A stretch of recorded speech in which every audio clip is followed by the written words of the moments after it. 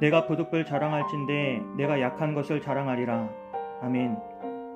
바울은 다시 누구든지 나를 어리석은 자로 여기지 말라고 하면서 만일 그렇게 여긴다 해도 내가 조금 자랑할 수 있도록 어리석은 자로 받아달라고 합니다. 여러 사람이 육신을 따라 자랑하니 나도 자랑하겠다고 합니다.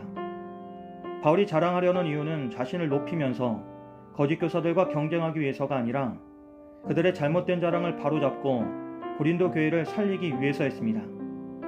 그런데 먼저 바울은 너희는 스스로 지혜롭다고 하면서도 오히려 어리석은 자들을 기쁘게 받아들이고 있다는 말을 합니다. 바울이 이런 말을 하는 이유는 고린도 교회 성도들이 거짓 교사들의 잘못된 권위와 억압까지도 무비판적으로 받아들였기 때문입니다.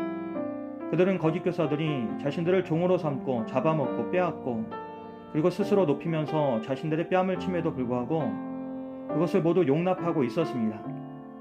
문제는 고린도 교회 성도들이 정작 자신을 낮추어 순수한 복음을 전하고 성도들을 위해 생명을 아끼지 않았던 바울의 마음은 제대로 이해하지 못하고 있다는 데 있었습니다. 그래서 바울은 그들이 히브리인이냐 이스라엘인이냐 그리고 아브라함의 후손이냐라고 부르며 나도 다 그러하다고 말합니다. 바울에게는 거짓 교사들보다 못한 점이 없었습니다. 혈통도 율법적인 배경도 그리고 종교적인 경력도 부족하지 않았습니다. 그러나 바울의 초점은 그 자랑들을 인정받는 데 있지 않았습니다. 실제로 그에게는 그것들이 자랑할 가치가 되지 않았습니다. 바울이 드러내고자 하는 것은 영광의 자랑이 아니라 오히려 약함의 자랑이었습니다. 그래서 바울은 그들이 그리스도의 일꾼이냐 정신없는 말을 하거니와 나는 더욱 그러하다고 말하면서 자신의 사역 속에서 겪은 고난을 하나하나 열거합니다.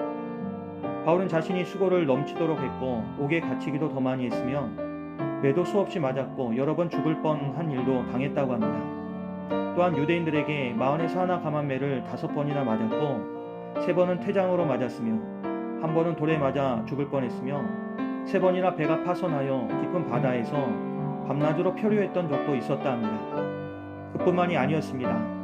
바울은 여러 차례 여행하면서 강에서의 위험과 강도들의 위험 그리고 동족에게서 오는 위험과 이방인에게서 오는 위험 시내와 강야에서의 위험, 바다에서의 위험 그리고 심지어는 거짓 형제들로부터 오는 위험까지 온갖 위험을 겪었다 합니다.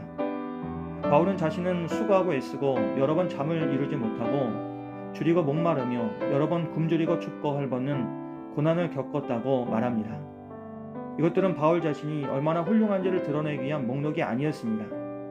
오히려 자신이 얼마나 연약함에도 불구하고 하나님의 은혜로 여기까지 왔음을 보여주는 증거였습니다.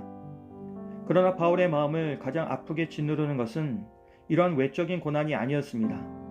그것은 모든 교회를 위한 염려였습니다.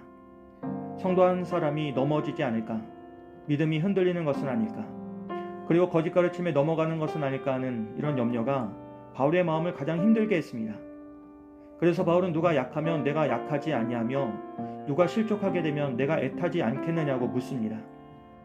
그러면서 바울은 결론적으로 내가 부득불 자랑할진대 나의 약한 것을 자랑하겠다고 하면서 영원히 찬양을 받으실 주 예수의 아버지 하나님께서 내 말이 거짓말이 아님을 아신다고 합니다. 그리고 바울은 다메섹에서 일어난 한 장면을 회상하면서 다메섹에서 아레다 왕의 고관이 나를 잡으려고 성을 지켰으나 나는 광조리를 타고 성벽의 창문으로 내려가 그 손에서 벗어났다는 말을 덧붙입니다. 이 일을 굳이 언급할 필요가 있을까라는 생각이 듭니다. 왜냐하면 이 사건이 매우 초라하고 부끄러운 사건이기 때문입니다. 대개 보통 사람들은 자신이 성공하고 승리하는 영광의 순간을 자랑하려 합니다. 그러나 바울은 자신이 몰래 도망쳐야 했던 순간을 마지막 자랑으로 제시합니다. 왜 그렇습니까? 바로 그 자리에서 하나님의 보호하심을 경험했기 때문입니다. 사람의 눈에는 실패처럼 보였지만 하나님의 눈에는 은혜의 순간이었기 때문입니다. 이것이 바로 바울이 말하는 약함의 능력이었습니다. 사람들은 언제나 강해야 한다고 말합니다. 쓰러지지 말아야 하고 실수해서는 안 되고 언제나 당당하고 성공적인 모습으로 서 있어야 한다고 믿습니다. 그래서 사람들은 스스로를 숨기고 약함을 드러내지 않으며 인정받아야 한다는 부담 속에 살아갑니다. 그러나 신앙의 여정에서 진정한 승리는 그런 강함의 가면 속에 있는 것이 아니라 약함을 숨기지 않는 정직한 믿음 속에 있습니다. 우리는 우리가 감추고 싶어하는 약함과 부족함이 부끄러운 실패가 아니라 오히려 하나님이 일하시는 자리가 될 수 있다는 사실을 기억해야 합니다. 그리고 우리의 눈물 또한 절망의 흔적이 아니라 하늘의 은혜가 스며드는 통로가 된다는 사실을 잊지 말아야 합니다. 왜냐하면 하나님은 우리의 견고함만이 아니라 때로는 깨지고 낮아진 자리에서 당신의 능력을 가장 선명하게 드러내시기 때문입니다. 그렇게 오늘 우리의 약함을 통해 하나님의 능력이 빛나고 우리의 부족함 속에서 그리스도의 은혜가 더욱 또렷하게 드러나기를 소망합니다. 오늘도 하나님께서 우리의 삶 가운데에 그 은혜를 풍성히 부어주시길 주님의 이름으로 기도합니다.